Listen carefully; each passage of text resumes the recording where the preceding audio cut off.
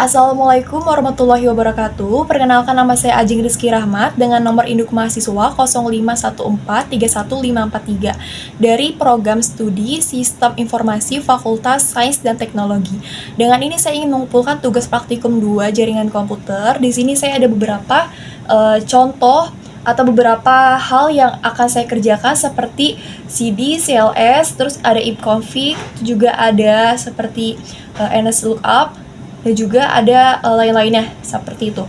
Ada 20 contoh hal yang akan saya bahas di video kali ini. Di sini pertama saya akan membuka dulu CDM-nya atau command prompt. CMD ya, atau command prompt. Saya akan coba untuk full screen. Nah, tampilannya seperti ini. Lalu saya coba untuk ketik pertama, yaitu CD. Nah, seperti ini. Jadi untuk CD sendiri, CD atau biasa disebut yaitu change directory. Apa sih kira-kira CD itu? Jadi CD itu adalah jurus untuk pindah-pindah folder seperti itu. Jadi kita kalau pengen pindah folder dari satu ke folder yang lain yang ada di komputer atau di PC kita, jadi kita bisa banget nih masuk ke dalam CD seperti itu. Jadi misalkan aku pengen pindah ke dokumen, jadi tinggal ketik aja CD dokumen. Nah, seperti itu. Jadi otomatis dia muncul. Kalau sebelumnya kan cuman CD-nya tuh cuman kayak sampai Binta doang ya. Terus ini tuh kalau yang bawahnya dia sampai CD dokumen seperti itu. Lalu di sini aku bakal coba untuk yang kedua. Di sini CD-nya udah. Jadi aku coba bintangin aja. Nah, CD udah ya. Lalu yang kedua ini ada yang namanya CLS. Nah, CLS ini apa sih? Jadi CLS ini kepanjangan dari clear skin ya. Jadi itu adalah tombol untuk nge-reset layar terminal kita atau command prompt kita seperti itu yang ada di dalam PC atau komputer kita. Jadi dia tuh berfungsi untuk untuk membersihkan lagi. Jadi kalau misalkan ada sesuatu hal yang udah nggak terpakai di atasnya seperti itu, jadi bisa di clear skin lagi seperti itu ya. Jadi bisa langsung kayak celing bersih seperti itu. Lalu selanjutnya, di sini aku bakal coba ketik untuk yang CLS slash. Jadi CLS slash ini digunakan untuk menampilkan informasi, bantuan atau dokumentasi singkatnya. Saya akan coba untuk mengetik perintah dir dulu. Dan di sini ada beberapa penjelasan seperti slash A seperti itu, ada directory, ada hidden file seperti itu, ada B juga penjelasan di sini. Jadi dir ini adalah perintah yang digunakan untuk melihat isi folder seperti daftar folder atau subfile atau subfolder seperti itu. Jadi misalkan kita ingin mengetik dir terus kemana gitu. Misalkan saya kan di sini mengetiknya dir terus dokumen. Jadi di dalam dokumen ini ada file-file apa aja seperti itu, atau mungkin subfolder apa aja seperti itu. Dan juga di sini tuh diurutkan berdasarkan tanggal tertentu atau bagaimana cara mengurutkan berdasarkan seperti ukuran atau mungkin menampilkan file-file yang tersembunyi seperti itu. Untuk ipconfig sendiri ya, di sini seperti ini untuk tampilannya, digunakan untuk mencari tahu IP address kita atau alamat IP komputer atau PC kita seperti itu. Jadi semacam nomor rumah di dalam internet. Jadi gimana dia nyambung ke router rumah kita, jadi tinggal ketik aja ipconfig seperti itu. Jadi langsung nongol untuk info-infonya. ipconfig/all. Nah, di sini kalau untuk ipconfig/all ya, ini lebih detail lagi untuk isiannya seperti itu. Kalau misalkan tadi ipconfig aja, dia isinya hanya lebih singkatnya seperti itu. Nah, sedangkan kalau yang untuk ipconfig all ini dia lebih detail isiannya seperti itu. Jadi kita bisa lihat isi seperti server DNS kita atau domain name system kita seperti itu, atau seperti status DHCP kita seperti itu. Jadi lebih secara lebih kompleks isiannya seperti itu. Oke, selanjutnya di sini saya akan coba clear screen lagi. Saya akan mencoba untuk mencari ipconfig yang satunya. Ini udah, yang ini udah, lalu yang ini ya, ipconfig slash tanda tanya ipconfig. Nah, untuk ipconfig ini dia tuh diperintahkan untuk meminta contekan lagi seperti itu, seperti perintah ipconfig yang sebelumnya.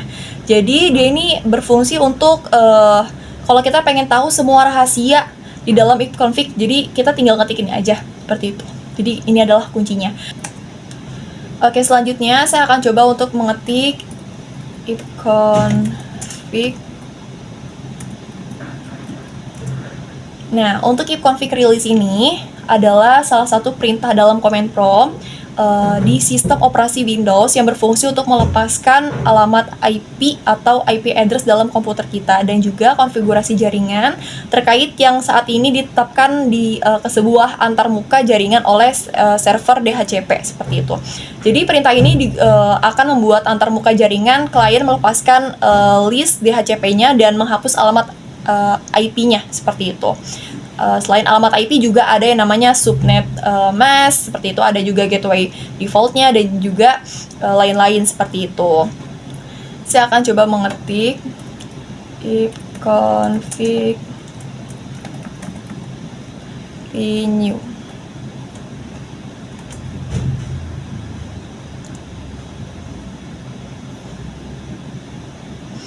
Baik, untuk ipconfig renew ini adalah perintah untuk meminta IP address yang baru seperti itu. Seperti namanya renew, jadi meminta IP address yang baru seperti itu. Jadi misalkan kita ini udah check out atau pakai atau release seperti itu, jadi kita bisa check in atau nge-renew lagi seperti itu. Jadi komputer kita akan meminta alamat atau IP address yang baru seperti itu dari router atau dari server DHCP-nya yang ada di jaringan kita. Jadi berguna banget untuk kita kalau misalkan tiba-tiba internet itu lagi nge-lag atau lagi delay atau mungkin lagi ngadet dan juga mungkin IP-nya lagi bentrok seperti itu. Oke, selanjutnya saya akan coba untuk mencari ipconfig display DNS. Nah, ini panjang banget, jadi lebih singkatnya untuk ipconfig display DNS ini berfungsi sebagai buku telepon rahasia atau historinya komputer kita yang ada dalam command prompt. Maaf. Yang ada dalam komputer kita seperti itu. Jadi misalkan saya habis membuka Opera Mini seperti itu. Dan di sini udah tertera seperti Opera APA seperti itu. Lalu misalkan saya habis membuka aplikasi Movavi seperti itu. Atau mungkin saya habis membuka aplikasi yang lainnya seperti Google seperti itu. Jadi terekam atau history atau mungkin tersimpan di dalam sini seperti itu. Kalau misalnya kita pengen mencari tahu. Lalu selanjutnya di sini saya akan mencoba untuk mencari yang lain. Saya clear screen dulu. ipconfig flash DNS. Nah, fungsi dari ipconfig flash DNS ini apa sih? Jadi fungsinya untuk merapikan histori-histori yang tadi saya cari seperti itu. Jadi misalkan saya habis cari Google, ya kan pasti kan terekam di dalam command prompt kita ya seperti itu. Nah, itu bakal terhapus kalau misalkan saya tuh mengetik ipconfig flash DNS seperti itu. Ya, jadi kalau misalkan kita pengen data-data kita tidak terbaca atau mungkin histori kita tidak terlihat gitu ya, kita bisa mengetikkannya yaitu ipconfig flash DNS seperti itu. Lalu selanjutnya di sini saya akan coba untuk mencari ipconfig register DNS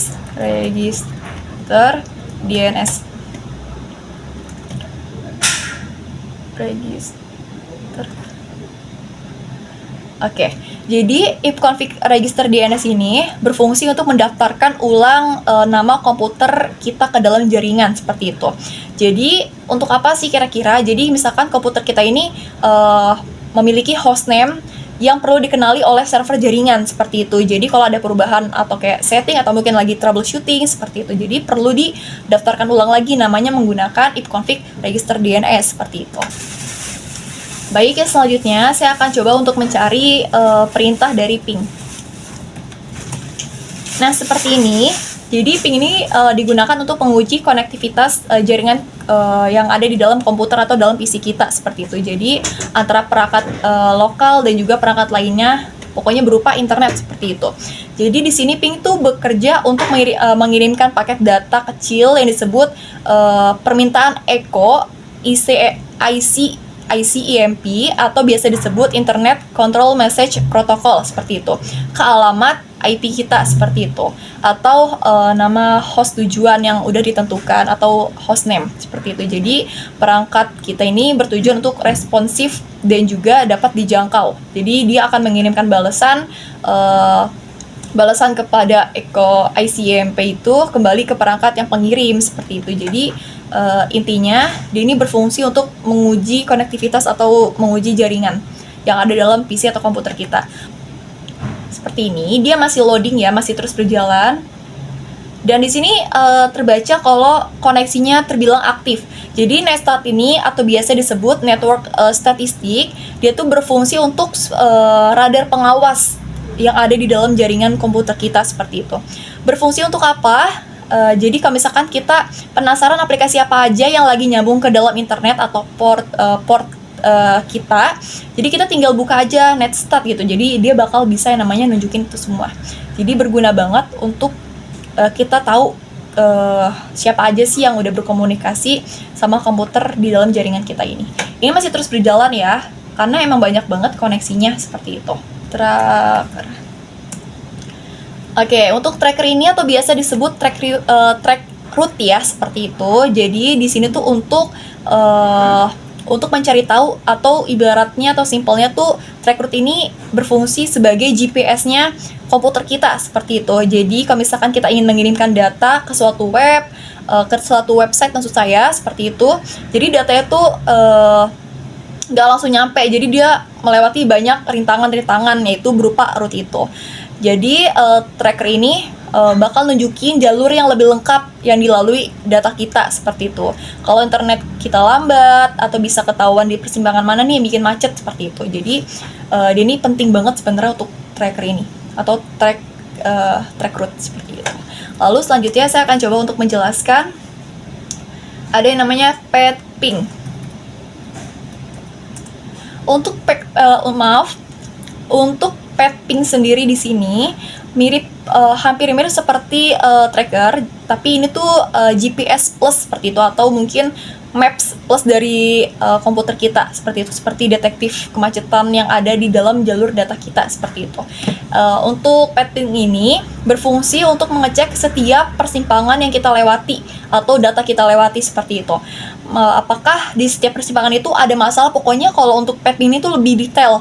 Kira-kira tuh apa aja sih permasalahannya seperti itu. Misalkan data kita tuh penyebabnya tuh lambat tuh kenapa seperti itu. Jadi kalau ada lag atau disconnect di game online misalkan atau perintah ini bisa membantu banget untuk menemukan titik online-nya seperti itu. Misalkan lemahnya gara-gara saya buka aplikasi ini, mungkin lemahnya gara-gara ini seperti itu. Lalu saya akan coba untuk menghapusnya lagi. Saya akan coba untuk mencari NSLOOKUP. Sebentar saya akan coba bintangkan dulu yang sudah saya jelaskan.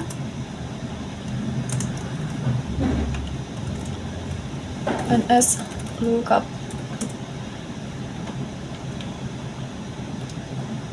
Oke. Ini NSLOOKUP ini masih berjalan ya sebenarnya. Untuk NSLOOKUP ini berfungsi sebagai Google-nya command prompt seperti itu. Jadi kita kalau pengen nge-research gitu server DNS kita, jadi NSLOOKUP ini tuh berfungsi banget. Jadi kalau misalkan kita pengen tahu IP address dari suatu website, misalkan website-nya Tokopedia atau mungkin e-commerce lain seperti itu, jadi kita bisa banget mencari tahunya di dalam NSLOOKUP ini seperti itu. Nah, untuk nets ini atau biasa disebut network shell seperti itu. Jadi ini adalah salah satu jendela cepat yang ada di dalam Windows atau dalam komputer kita seperti itu untuk mengurus semua jaringan. Jadi ini adalah perintah yang paling canggih yang ada di dalam komputer kita seperti itu. Jadi misalkan kita kalau pengen mengatur hampir semua hal tentang jaringan yang ada dalam komputer, mulai dari ngatur firewall, wifi, IP address, sampai ke hal-hal teknis yang banget gitu, perintah ini tuh bener-bener berfungsi banget. Jadi biasanya tuh ini dipakai kalau udah lumayan pro seperti itu, atau mungkin biasanya dipakai sama tim teknisi seperti itu untuk mengecek nih kira-kira ada apa sih gitu, atau mungkin pengen mencari tahu tentang IP address kita, atau mungkin pengen mencari tahu tentang wifi kita seperti itu. Jadi menggunakan network shell ini seperti itu. Lalu selanjutnya saya akan coba untuk mencari root. Untuk root sendiri seperti ini tuh tampilannya. Nah, untuk root ini adalah juru peta yang ada di dalam internal komputer kita atau dalam PC kita seperti itu. Jadi berfungsi untuk mengirimkan data ke berbagai tempat jaringan. Jadi perintah root ini bisa melihat maps atau melihat peta gitu. Biasa digunakan untuk menambahkan jalan baru. Kalau misalkan kita nih bingung pengen lewat mana datanya gitu ya, jadi bisa banget lihat dari sini seperti itu. Biasa digunakan untuk memainkan jaringan yang lebih dalam lagi seperti itu. Oke.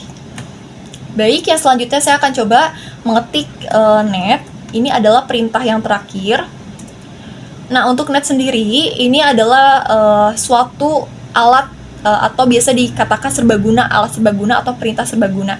Kenapa? Karena biasanya net ini tuh dipakai untuk tim manajemen jaringan untuk memerintahkan suatu hal yang lebih luas seperti itu. Jadi net ini tuh berfungsi banyak banget. Misalkan net user. Net user itu biasanya digunakan untuk mengatur akun pengguna komputer seperti itu. Atau juga biasanya ada yang namanya net share, digunakan untuk berbagi folder jaringan. Ada juga yang namanya net view, buat lihat komputer lain di jaringan. Ada juga yang namanya net start atau net stop, digunakan untuk matiin atau nyalain jaringan tertentu seperti itu. Terima kasih untuk Bapak dosen yang telah menonton video ini sampai akhir. Mohon maaf jika ada kesalahan atau penjelasan yang kurang tepat atau mungkin salah-salah kata. Apabila Bapak ingin memberikan kritik dan saran, dengan senang hati saya akan menerimanya untuk kedepannya. Terima kasih.